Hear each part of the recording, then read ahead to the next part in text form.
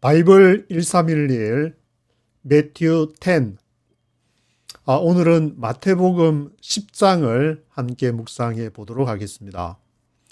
마태복음 10장에서는 예수님께서 12제자를 부르사 이렇게 파송하는 그러한 내용이 기록이 되어 있습니다. 그래서 12제자를 마태복음 10장에서 파송하는 내용이 기록이 되어 있는데, 이 내용이 이제 다른 이 공관복음 같은 관점을 지닌 마태, 마가, 누가복음에서도 기록을 하고 있습니다. 그런데 여기 재밌는 게 이제 하나 있는데, 마가복음에서도 3장에서 기록을 하고 있고, 누가복음에서도 이제 6장에서 기록을 하고 있는데, 누가복음의 기록을 보면은 이 6장과 10장에서도 기록을 하고 있습니다. 6장에는 이제 산상수훈을 산에 올라가서 산상수훈을 얘기하는 것이 마태복음은 5장에 나오는데, 여기 누가복음 6장에서는 제 12제자들한테 대상으로 얘기를 했다. 마태복음에서 많은 군중들, 무리들이 막 내려오는 그런 얘기들을, 그런 장면이 있는데, 누가복음은 기록을 12제자를 내세우고, 그리고 10장에서는 70인 제자를 파송하는 그 내용이 기록되어 있는데, 이 마태복음 10장, 오늘 읽으시는 마태복음 10장의 12제자 파송하는 내용과 마가복음에 있는 그 내용이 이제 동일한 그 문맥으로 가는 것은 여기 70인 제자, 누가복음 70인 제자, 요거하고 이제 동일하다는 것을 볼 수가 있습니다. 그래서 마태복음 10장과 누가복음 10장은 동일한 내용을 얘기하고 있는데, 대상이 마태복음 10장은 12제자, 누가복음 10장에서는 70인을 파송을 하셨다.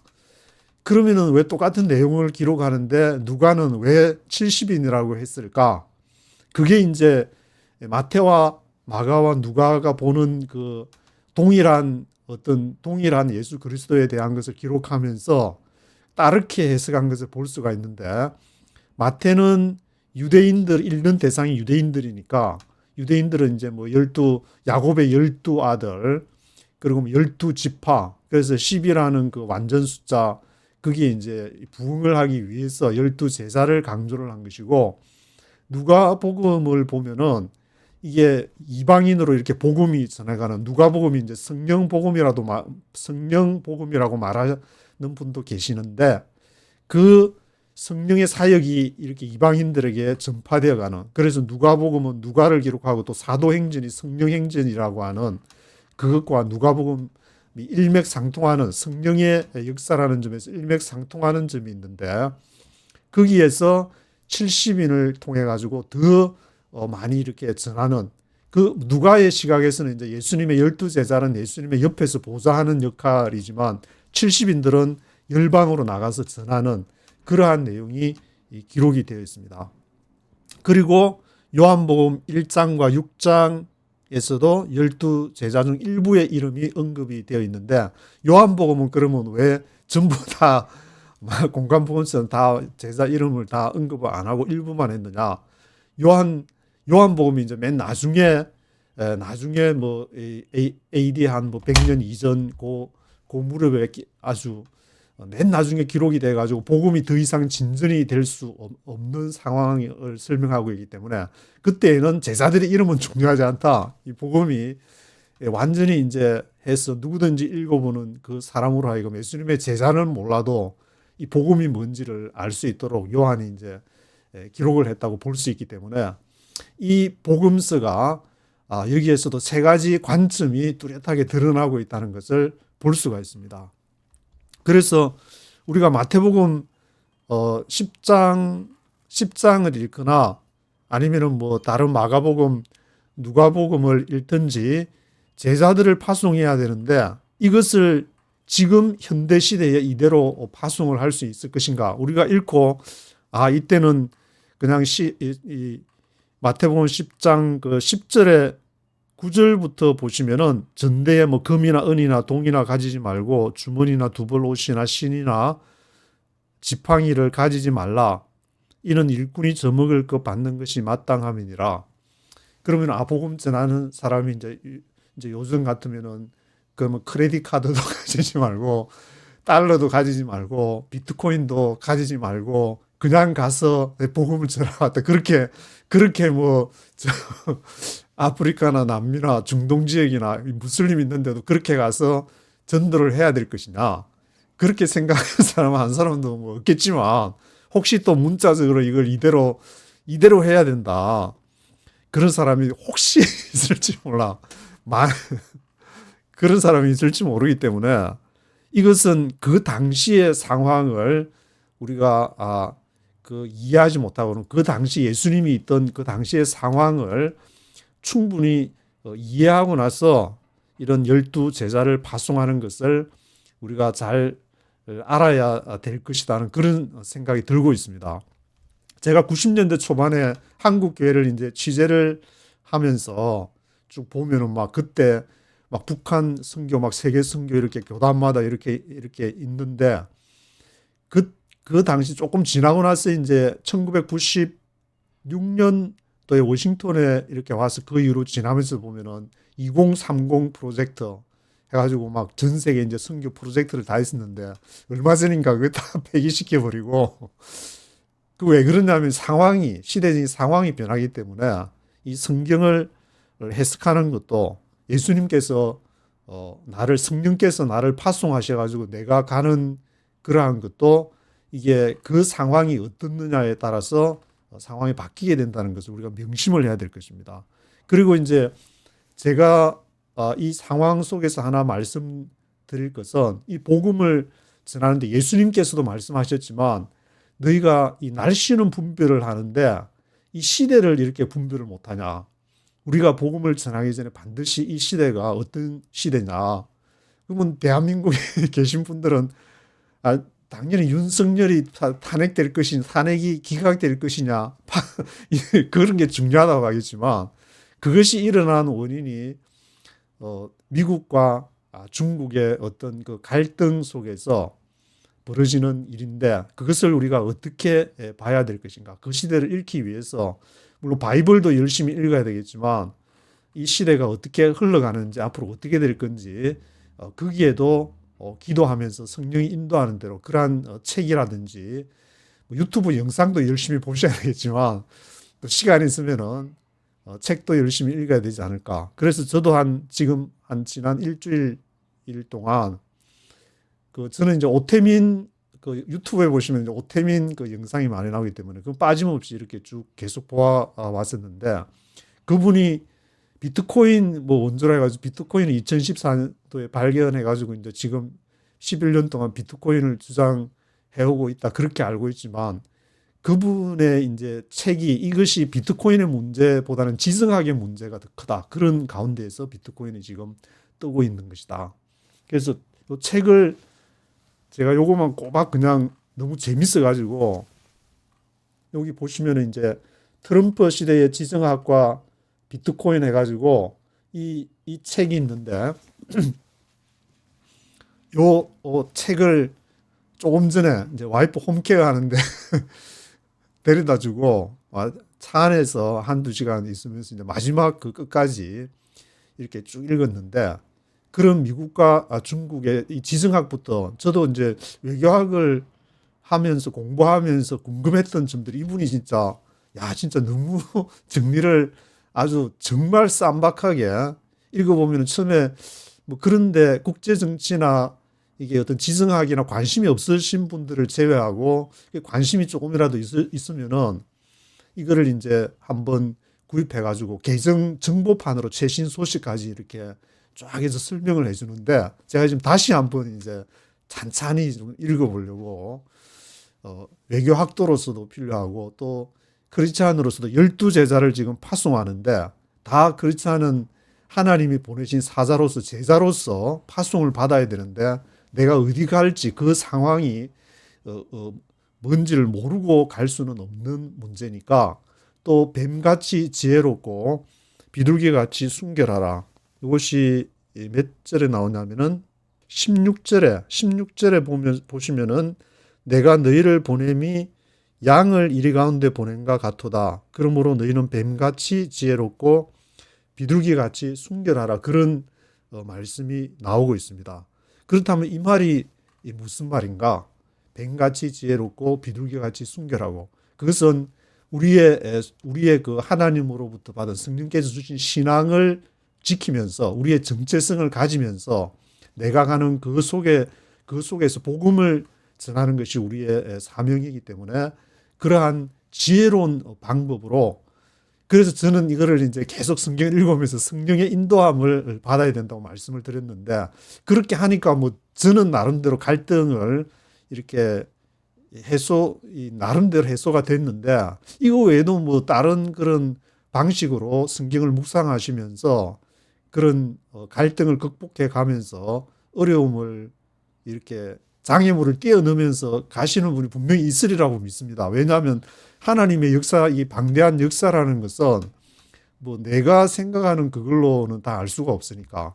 그래서 이 뱀같이 지혜로운 마음을 갖고 이 트럼프 시대의 지정학을 어떻게 바라봐야 될지 좀 이렇게 폭넓게 저는 늘 이제 한국에 있으면서 조금 아쉬운 점이 뭐냐면 한국 사람들이 똑똑하신데 너무 이제 그 국내 정치, 대한민국 거기에 많이 강조를 두다 보니까 좀 이렇게 와이드하게 국제 정치적인 또 이렇게 국제 정치적이라면 뭐 정치적인 그런 걸 빼더라도 크리스찬에게서는 하나님의 통치가 전 우주적으로 우주는 빼고 그러면 오케이 지구에서 하나님의 그 통치가 진행되는 그러한 양식들을 읽어내는데 조금 약한 것이 아닌가. 그래서 지금 이거 하나님께서 저는 한반도의 이런 상황을 보면서 균형 잡힌 시각을 지금 빨리 가지라고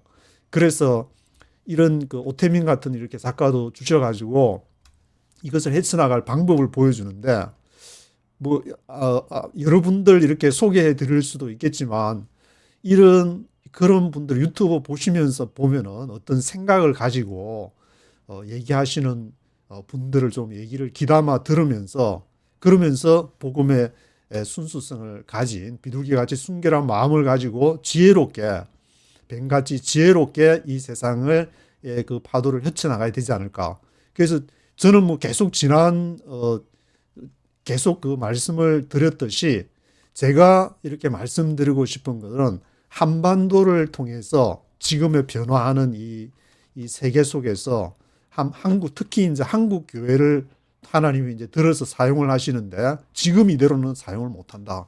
왜냐하면은 너무 막 그 교회 안에도 좌파우파 대형 교회 같은 교회는 뭐 돈이 필요하니까 거기다가 중국 쪽으로 지금 이 11조 주일헌금 11조가 중요한 것이 아니라 정말 하나님의 나라를 전파하기 위해서 중국과 미국을 뛰어넘어 가지고 하나님이 어떻게 지금 우리를 복음 사역자로서 선교를 감당할 사역자로서 사용하실지 그걸 바라봐야 되는데 자기 교회 그냥 유지하고 자기 교회 뭐 이렇게 잘 되면은 생존했다. 야, 우리는 생존했다. 할렐루야. 그게 문제가 아닌데 그런 걸 좀 뛰어넘어서 볼 수 있는 그 눈이 필요하지 않는가. 그렇게 하기 위해서 이 마태, 마가, 누가 복음에 세 가지의 적어도 기본적으로 세 개의 시각이 교회 안에서 필요하다는 것을 말씀을 드리고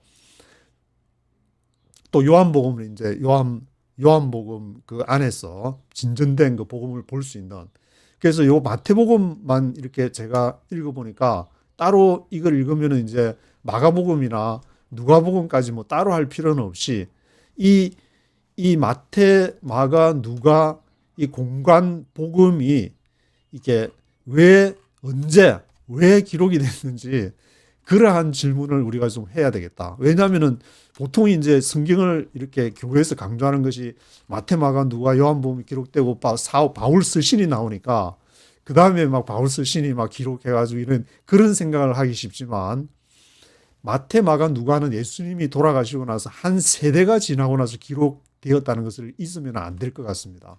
왜냐하면은 이게 30년도 1년 지나고 나서 기록을 하려고 그래도 이게 그때 무슨 일이 있었는지 헷갈리고 기억하기도 쉽지 않은데 이게 마태, 마가, 누가, 요한복음 자체가 한 세대를 지나고 나서 뭐 마가복음을 중심으로 뭐 기록이 됐는지 또 그 사복음서에 대한 이렇게 비교하는 그것을 읽어보면은 뭐 어떤 하나의 이론을 맞다고 할 수가 없는데, 하여튼 마가복음을 뭐 중심으로 이렇게 그걸 보고 마태와 누가가 뭐 기록을 했건 어떻게 했건 간에 하여튼 30년 한 세대가 지나고 나서 기록이 되고 그 앞에 누구의 기록이 먼저 있냐면은 바울 선생님의 기록이 먼저 있고 사복음서가 기록이 됐다. 그 점을 우리는 잊어버리면 안 될 것 같습니다. 그러면 왜 복음서가 이렇게 바울 쓰신 그것만 해도 되는데 왜 복음서가 기록이 됐을까? 그 당시에 바울 외에도 막 많은 사람들이 복음을 전하려고 하다 보니까 너무 많은 복음이 난립을 하니까 이게 마태, 마가, 누가가 나서서 그런 복음을 정립하고 나중에 그것이 이제 313년 콘스탄티누스 황제 이후에 로마에서 국교화하면서 교부들이 그것을 검증하고 이 똑똑하신 분들이 이것을 정경으로 마태, 마가, 누가, 요한을 거기에 이제 포함을 시켰기 때문에 바울 서신이 그것이 이 중심 바울에서 무게 중심을 어디로 옮겨야 되냐면은 복음서로 옮겨야 된다. 바울이 중심이 되는 것은 이 바울이 헤브라이즘에서 헬레니즘으로 가는 그러한 다리를 놓았기 때문에 신학하시는 분들에게는 바울을 빼면은 할 말이 복음서만 보고는 할 말이 그렇게 많지 않기 때문에 뭐 조직 신학을 한다든지 그러면은 바울을 빼고는 조직적으로 설명할 수가 없으니까 그게 이제 뭐 그리스 신학, 철학 그런 문제까지 다 가미하다 보면은 그런 문제가 되지만 그렇지만 이제 제가 이게 바울 복음에서 예수 복음으로 또 교회의 중심에서 하나님 나라 중심으로 말씀을 드리는 것이 지금 이 시대가 막 흔들리면서 지진이 일어나면서 전혀 우리가 예상치 못한 지금 새로운 시대로 가고 있는데 거기에서 강조돼야 할 것은 바로 예수님이 말씀하신 하나님 나라는 어떤 나라인지 우리는 지금까지 미국이 중심으로 이 세계 체제를 운영하면서 미국으로부터 복음을 받은 한국교회가 당연히 그냥 설교하고 이렇게 가면 당연할 줄 알았는데 다른 세계가 막 오니까 몰려오니까 이게 뭐지 하다가 그냥 하나씩 다 추락하고 지금 다 없어지는 것을 저는 가만히 지켜보면서 너무 참 안타깝다. 이 시대 예수님이 말씀하신 너희가 이 날씨는 천기는 분별하면서 시대는 분별하지 못하냐. 이게 시대를 분별하는데 그렇게 훈련을 받았기 때문에 그렇게 성경을 보는 식의 훈련을 받았기 때문에 그런 것이다. 그래서 말씀을 보면서 이 시대를 같이 보라는 예수님의 그 말씀을 기억하면서 하나님이 이렇게 준비하신 그 나라가 어떻게 흘러갈지 우리가 12제자로 파송을 받은 그 사람으로서 이 말씀을 묵상을 해야 되겠다. 그런 생각을 해보게 됩니다. 그래서 지금부터는 이제 이 영어로 이렇게 한번 네이티브로 한번 들으시고 뭐 전체를 다 하니까 시간도 지금 볼 유튜브도 많고 바쁜 세상에 붙들고 있을 수가 없으니까 제가 전달해 드릴 말씀 그것만 간단하게 전달을 해드리고 또 필요한 부분을 설명하면서 마태복음을 28장까지 그런 식으로 이렇게 쭉 진행을 하도록 하겠습니다. 여기 이제 마태복음 10장에서 제가 이제 한 가지만 말씀을 드리고 싶은 거는 여기에 보면은 34절부터 39절에 이런 부분들이 읽는 사람 누구든지 어떤 이렇게 갈등을 좀 이렇게 유발하는 구절이 아닌가 그런 생각이 들고 있습니다. 왜냐하면은 한국 사람들은 가족을 중시하기 때문에 가족하고 이제 화평스럽게 가족하고 이렇게 재미나게 지내기를 원하지. 여기에 보시면은 내가 세상에 화평을 주러 온 것인 줄 생각지 말라. 화평이 아니요 금을 주러 왔노라. 내가 온 것은 사람이 그 아비와 딸이 어미 며느리의 시어머니 불화하게 하려 합니다. 사람의 원수가 자기 집안 식구가 원수가 될 것이다. 물론 뭐 한국말에 이 왼수야 하면서 서로 간에 그 왼수라고 그냥 농담 삼아 하는 말도 있지만 그 말이 아니라 진짜 원수가 자기 집안 식구일 것이다. 아비나 어미를 나보다 더 사랑하는 자는 내게 합당치 아니하고 아들이나 딸을 나보다 더 사랑하는 자도 내게 합당치 아니하고 자기 십자가를 지고 나를 쫓지 않는 자도 내게 합당치 아니하니라. 이것을 이제 우리가 어떻게 받아들여야 될 것이냐? 이것은 요 본문에 답이 나와 있습니다. 나중에 이제 39절에 봤듯이 38절 39절에 자기 십자가를 지고 나를 쫓아라.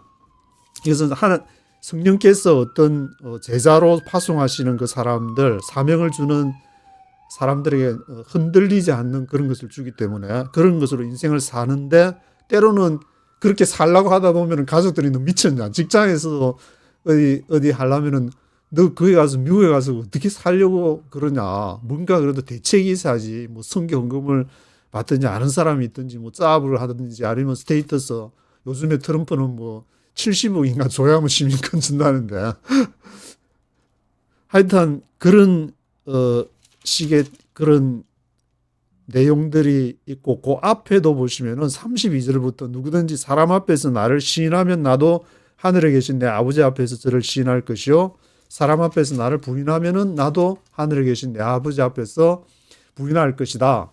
그래서 뭐 가족끼리 뭐 아비와 딸이, 어미와 또 며느리, 시어머니, 이렇게 뭐 자기 집안 식구끼리 불화한다는 그 앞뒤로 나와 있는 내용이 이제 개인의 어떤 그 하나님 앞에서의 내 신앙에 대한 얘기를 하면서 그렇게 얘기를 하고 있습니다.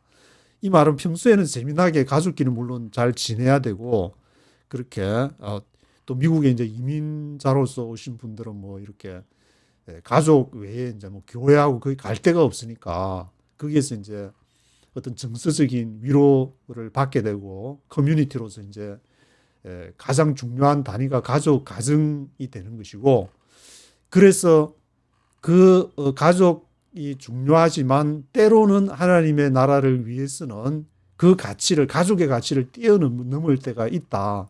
그런 걸 명심하라는 것을 본문을 보면 알 수가 있어요. 그 앞에 가족과 이제 원수가 자기 집안 식구일 것이다. 그럼 그 당시 상황을 생각해 보면 그 당시에도 이렇게 박해 이 복음서가 만약에 이제 네로 박해가 64년부터 뭐 67년 정도까지라 그러면은 그 이전부터 이제 복음서가 기록이 돼 있다면은 그 박해를 견뎌야 되니까, 때로는 가족이 너 그러면 죽는데도 하나님을 위해서 목숨을 바치는 사람들이 있었다는 그런 것을 알 수가 있는데, 그 앞에와 뒤에처럼 자기 자신을 가족의 가치보다 더 이렇게 해서 그런 일들은 역사에서 많이가 볼 수가 있고 신앙에서도 많이 볼 수 있는데, 물론 이제 대부분의 뭐 제자들 대부분이 이제 뭐 그렇게 살아라는 말은 아니지만, 그런 삶을 살아야 될 이렇게 선택받은, 그러니까 순교로서 택함 받은 그런 사람도 있을 수 있다.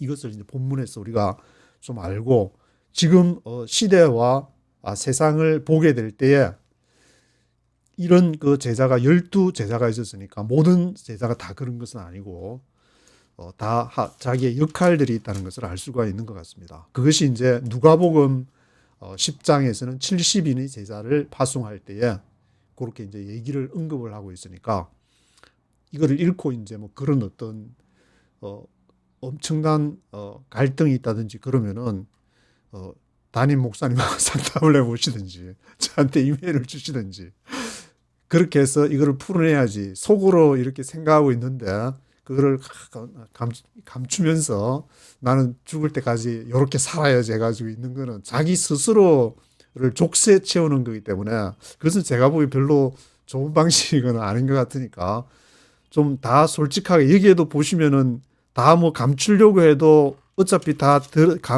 드러날 것이다는 말씀이 여기 마태복음 10장 26절에도 보면은 다 나와 있기 때문에, 두려워하지 말라. 감추인 것이 드러나지 않을 것이 없고 숨은 것이 알려지지 않을 것이 없느니라. 내가 너희에게 어두운 데서 이러는 것을 광명한 데서 말하며 귀 속으로 듣는 것을 집 위에서 전파하라.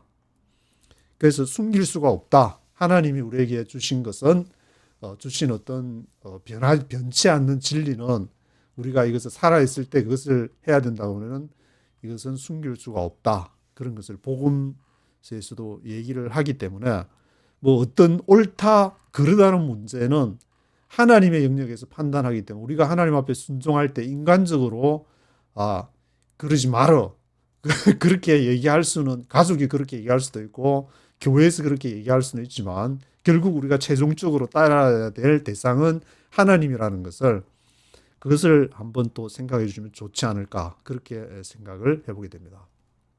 네이티브 스피커의 음성으로 들어보시기 전에 오늘 한반도 프로젝트 1260 89일째를 오늘 지나고 있습니다. 1절부터 한번 네이티브 스피커의 목소리를 한번 쭉 들어보시겠습니다. Chapter 10. He called his 12 disciples to him and gave them authority to drive out evil spirits and to heal every disease and sickness. These are the names of the 12 apostles. First, Simon, who was called Peter, and his brother Andrew.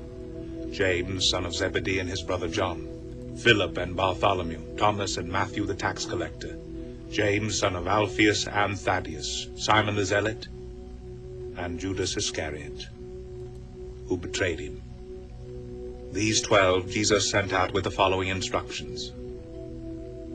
Do not go among the Gentiles, or enter any town of the Samaritans. Go rather to the lost sheep of Israel. As you go, preach this message.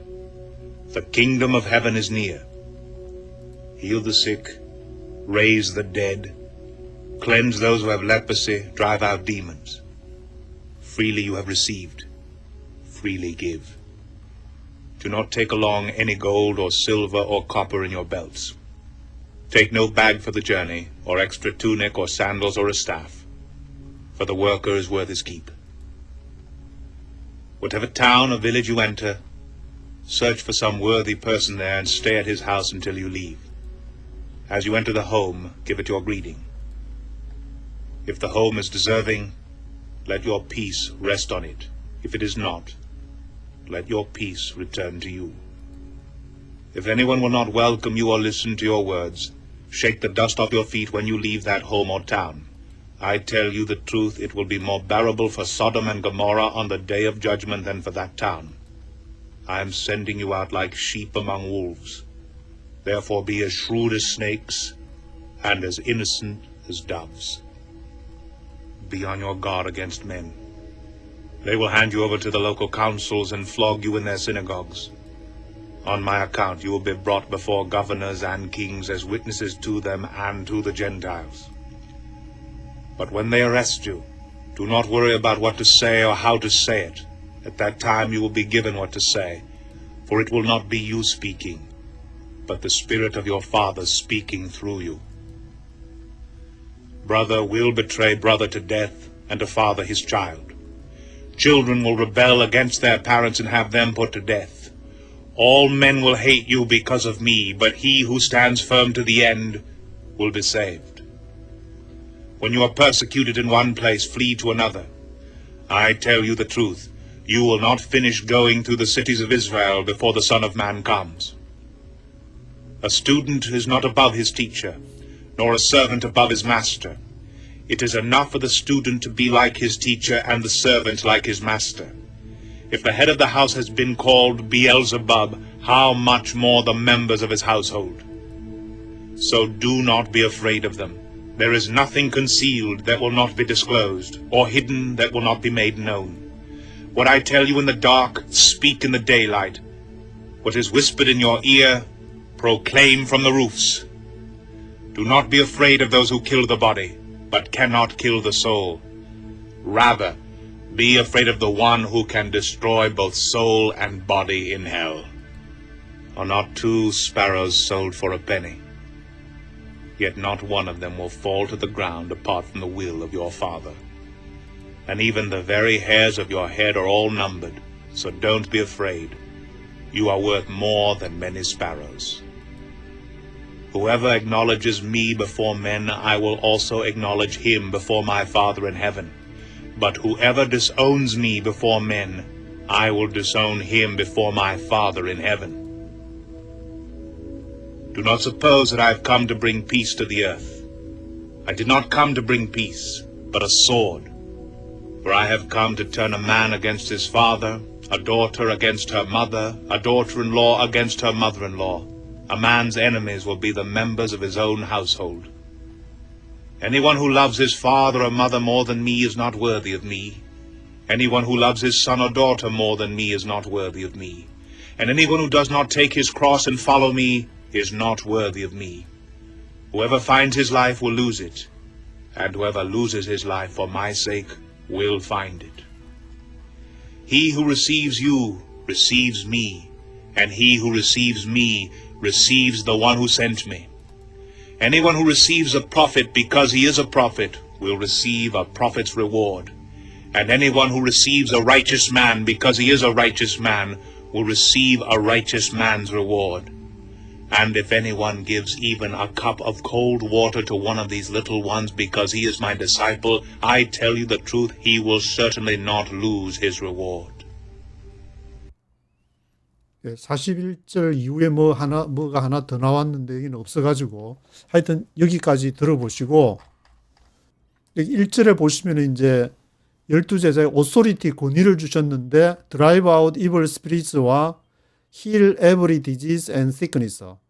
이것은 사람에 따라서 뭐 이런 evil spirit 귀신을 쫓아내는 예수님이 마가복음에서 많이 사역하셨으니까 이런 사역이 있을 수도 있는데 미국 같은 데서는 이거를 뭐 다른 그 교회 안에서 이렇게 하면은 뭐 종교 행위로서 되지만 그 외에 하면은 또 법적으로 문제가 될 수 있으니까 뭐 이블 스피릿 이런 거는 잘 할 수 없겠지만 하나님이 주시는 권위에 따라서 그 지역에서 지혜롭게 하시면 되지 않을까 그런 생각이 들고 또 6절에서 하나 언급하고 싶은 것은 사마리아로 가지 말고 이방인의 길로 가지 말고 차라리 Go rather to the lost sheep of Israel. 이스라엘의 잃어버린 양에게로 가라. 이것도 읽어보면 조금 생각을 해야 되는 건데 왜 이런 말씀을 하셨을까? 그래서 저는 궁금하면 이제 구글 재미나게 많이 질문을 하기 때문에 거기에 질문을 하니까 요게 그 이제 재미나게 답이 여기 있어가지고 이스라엘 첫 번째 그렇게 하신 말씀은 이스라엘 잃어버린 양에게로 가라고 하신 말씀의 뜻은 이스라엘 우선으로 복음을 전파해야 된다. 그리고 이제 역사적 사회적 배경으로는 당시 유대인들이 이방인과 사마리아인들을 부정하게 여기고 배척하는 경향이 있었다고 합니다.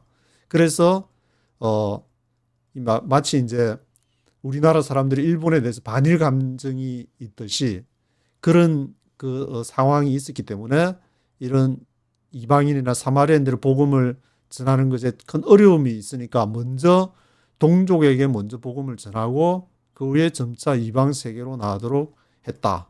그렇게 얘기하고 세 번째로는 이제 점진적인 복음의 확장이다. 사도행전을 보면은 예루살렘과 온 유대와 사마리아와 땅끝 그렇게 나오고 있는데 점진적으로 이렇게 땅끝까지 하듯이 누가복음에서 10장에서는 70인 제사를 파송하고 이렇게 이방인을 향해서 나아가고 그 사도행전 성령행전을 통해서 계속 이렇게 복음이 전파되어져 가는 그러한 것처럼 점진적으로 복음이 확장이 했기 때문에 여기 이제 6절에서처럼 Go letter to the lost sheep of Israel 이렇게 구절이 나왔다. 그렇게 설명하고 있습니다. 그리고 8절에 있는 요 레프러시에 관련한 레프러시는 우리가 문둥병이라고 해석을 하고 있지만 이것이 이제 김요한 채널에서 들으니까 레프라 해가지고 악성 피부병이다. 물론 저도 뭐 좀 이렇게 거기에 대해서는 알고는 있었는데, 근데 이게 레프러시라고 NIV에도 그렇게 번역을 하고 있으면 조금 헷갈릴 수가 있는데 레프라 해서 그 당시에는 아직까지 이제 그 유대 지역에까지 이 문둥병이 전염이 안 된 상황이었기 때문에 그 당시에는 이게 뭐 지금의 한센병이라든지 뭐 그런 것이 없었고 레프라 악성 피부병이라고 그렇게 이해하시면 될 것 같습니다. 그리고 16절에 있는 as shrewd as snakes 뱀같이 지혜로워야 된다. as innocent as doves 비둘기같이 순결해야 된다. 비둘기도 이렇게 뉴욕에 있으면 이제 파킹장에 이렇게 하면은 그 비둘기 모이 주는 사람이 와가지고 뭐 이렇게 빵 부스러기나 막 모이를 주는데 비둘기도 그거 보면은 순결하기도 하지만 굉장히 지혜로운 게 팍팍팍 쪼아 먹으면서 딱 옆에 다른 거를 이렇게 주면은 그거는 사람이 먹는 그 쌀이라든지 절대 안 먹고 자기 먹는 것만 탁탁 쪼아 먹는 거 보면 너무 지혜롭다는 생각이 드는데 비둘기도 하여튼 비유가 이제 그 당시 이 시대 상황에서 뱀하고 비둘기하고 호크마 주석도 읽어보면은 그런 식으로 사람들이 이제 비유를 통해서 떠올리는 생각이 뱀 as shrewd as snakes, as innocent as doves 하면은 그 시대적인 상황에 뭘 얘기하는지를 알 수가 있기 때문에 이런 비유를 했다. 그래서 그 시대적인 눈으로 또 이제 요즘 같으면 이제 한반도를 해석하기 위해서 지정학적인 눈으로 그 해석을 하는 것이 중요하다. 그런 거를 또 한번 강조할 수 있을 것 같습니다. 그래서 그런 마음으로 이렇게 하나님을 따르게 될 때에 부딪히는 것들이 형제가 형제를 이렇게 죽음에 내어주고 아비가 자식을 또 죽음에 내어주고 자녀가 그 부모에 대해서 배반을 때리는 그런 일들이 실제로 뭐 이렇게 복음 초기에 가톨릭은 이제 200년 전에 들어와서 먼저 순교한 사람이 굉장히 많았고 개신교가 들어올 때는 뭐 그런 순교는 없었고 제가 있는 동안에도 그렇게 순교하신 서로 막 가족끼리 이렇게 안에서 그래가지고 그런 사람들은 이렇게 찾아보기가 힘든데 물론 뭐 알려지지 않은 그런 부분도 있겠지만 그런 내용, 요 앞뒤에 어떤 갈등 속에서 신앙이 우선해야 할 때가 올 수도 있다. 그렇게 받아들이면 좋지 않을까. 그런 생각이 들고 있습니다. 그래서 요 이제 34절에 보면은 I did not come to bring peace. 평화를 주러 온 것이 아니라 but a sword. 금을 주러 왔다. 이 말이 이제 굉장히 좀 한국 상황에서 그동안에 40년 동안 팍스 아메리카나 미국이 다 이렇게 모든 무역을 통제해주는 그런 상황에 익숙한 사람들이 이거를 보게 되면은 야 우리는 그동안에 하나님이 평화를 주고 열심히 일해서 수출을 하면은 이렇게 잘 먹고 잘 살고 집도 사고 막 이런 상황이 됐는데 앞으로는 그와 반대되는 상황이 펼쳐지게 되면은 그때 이것이 좀 이렇게 와닿지 않을까. 그래서 지금 시대는 우리가 그동안에 미국의 우산 아래에서 미국이 사실 이렇게 전 세계의 어떤 무역이나 그걸 하나의 어떤 미국은 본인 스스로는 제국이 아니라 그러지만 제국의 역할을 해왔기 때문에 그런 데서 했는데 지금은 이제 뭐 중국이라는 다른 세력이 또 도전 세력이 나가지고 우리도 한번 해보자 하면서 이렇게 나왔는데 제가 보기에는 조금 이래 헛세가 조금 있는 것이 아닌가.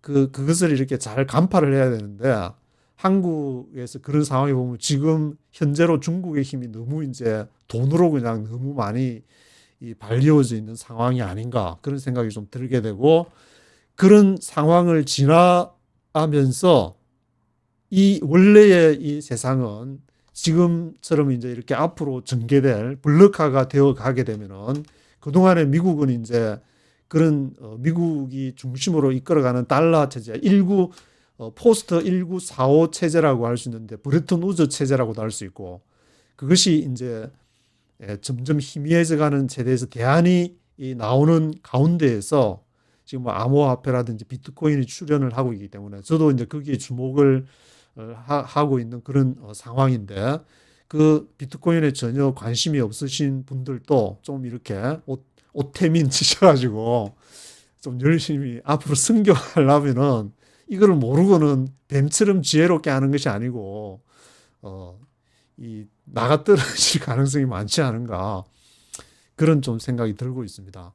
그래서 미국이 그동안에 이제 외교적으로 보게 되면은 이것을 유럽에서의 한 나라가 뛰어나오면 안 되니까 그걸 이제 눌러야 되고 극동아시아에서도 한 나라가 나오면 안 되니까 눌러야 되고 중동에서도 힘을 센 나라가 안 나오면 그것도 이제 눌러야 되는 그런 두더지 잡기 운동이 있듯이 하나 튀어놓으면 망치로 그냥 때리느라고 아프가니스탄에 가서 막 망치로 때리다가 그냥 되게 베트남에서도 때리다가 그냥 거기서도 좀 실패한 그런 성향이 있지만 극동아시아에서도 지금 이제 중국이 튀어나와가지고 그것을 누르려고 하는 그러한 상황이 원래 국제 사회, 국제 정치가 돌아가는 그런 상황인데 우리는 너무 미국에 이제 익숙한 시대를 그동안에 한 40년 이상을 지내오다 보니까 원래 이런 세상인 걸로 생각을 하다 보니까 이 복음서의 이 말씀도 와닿지 않는 것이 아닌가 그런 생각이 좀 들고 있습니다. 그래서 이 마태복음 10장 이후에 이제 11장에서는 세례 요한이 등장을 하면서 이제 세례 요한과 같이 이제 비교를 하는 12장에서는 바리새인들이 거기에 대해서 예수님의 사역에 대해서 이제 배척하는 내용이 나오면서 마태복음 13장에서 마태복음의 이제 중심에 위치한 하나님의 나라는 7가지 비유를 통해서 하나님의 나라가 어떤 것인지 그 비유를 듣게 되면은 나는 그 나라를 위해서 뭘 했을까? 그것이 이제 와닿게 되기 때문에 이 복음서 마태복음을 보면서 특별히 이제 유대인과 같은 유대인 브루클린에 가서 이제 유대인을 보게 되면 저는 고신하고 굉장히 비슷한 성경을 많이 보지 않는가. 그래서 하여튼 유대인을 향해서 마태가 얘기를 했는데 이거는 이제 어떤 그 율법이라든지 그런 조직이라든지 그런 것을 중요시하는 분들이 그것을 읽어보면은 더 은혜롭지 않을까. 그런 중에서도 구약에 대한 어떤 또 시각을 이 마태를 통해서 가질 수 있는 것이 아닌가. 왜냐하면은 구약이 이제 형성된 게 토라가 중요하지만 이 토라 이후에 쭉 기록된 선지서와 모세와 선지자의 글이라고 그렇게 표현을 하는데 선지서 같은 경우에는 유대교가 예루살렘이 BC 586년에 바벨론에게 멸망을 하게 되면서 바벨론에 있으면서 반성문으로 기록한 것이 아닌가. 그래서 지금 유대인들도 지금 미국을 움직이는 세력이라는 것이 얼마 전에 이제 존 F 케네디 그 비밀 파일이 이렇게 쭉 발표가 되면서 100% 지금 완전히 다 나온 것은 아닌데 그걸 읽어보면은 JFK 케네디를 1963년 11월 22일 날 달라스 텍사스에서 암살이 되게 되는데 그 이후에 뭐 CIA가 있었다, 뭐 FBI가 있었다 그런 얘기까지 나오면서 결국에는 그것이 누구냐 이스라엘이다 이런 데까지 지금 폭로가 되면서 왜 그랬느냐 이스라엘이 핵 만들려고 하는데 JFK가 반대를 하고 파라라고 이제 그 당시에 이제 포린 에이전스 레지스트레이션 액트 그것에 이스라엘만 등록을 안 하고 다른 데는 다 등록을 하면은 그것이 다 검색이 되고 누구를 만나고 그것이 나오는데 이스라엘은 예외로 했기 때문에 거기다가 등록을 하라고 한 것도 이제 이스라엘이 비밀리에 그것을 시온주의든지 하여튼 뭔가 이스라엘에 영향력을 미치려고 하는데 방해가 되니까 그래서 케네디를 암살했다. 거기까지 지금 드러나고 있는 상황인데 이런 상황 속에서 이스라엘은 여전히 미국의 정치와 그런데 영향을 미치면서 가고 있지만 물론 그들이 다 유대인이라서 토라를 다 읽고 그런 사람들은 아니라 할지라도 하여튼 성경과 관련해서 우리가 생각해 볼 부분은 이 구약의 토라라든지 이 성경 자체가 이 유대인들의 반성문으로서 쓰여진 것이기 때문에 이 말씀을 그대로 하지 않을 때에 다시 바벨론에게 멸망당하듯이 이스라엘은 또 어떻게 하나님 앞에서 어떻게 쓰게 될지 모르는 상황이라는 것을 우리는 복음을 전할 때 이 부분을 잘 전달해서 해석해야 되지 않을까. 그러면서 또 지혜롭게 협력할 부분은 협력하면서 이 뱀 전략과 비둘기 전략을 같이 양명구사를 해나가야지. 나는 성경 오로지 이거밖에 없어 해석을 한 가지로 해석하게 될 경우에는 한국교회 선교 전략은 2030을 그거 하듯이 선교 없이 그냥 생존에만 급급하다가 복음 전하는 것은 뒤로 해버리는 그런 상황이 전개되지 않을까 그런 생각에서 말씀을 드리고 여기 이제 트럼프 시대의 지정학과 비트코인 오태민이 지은 그 책은 제가 이제 그 유튜브 스톤초에 치면은 거기에서 이제 좀 감상문을 좀 어떻게든 말씀을 드려야 되지 않을까 지금 그런 생각을 하고 있습니다. 오늘은 여기까지 하도록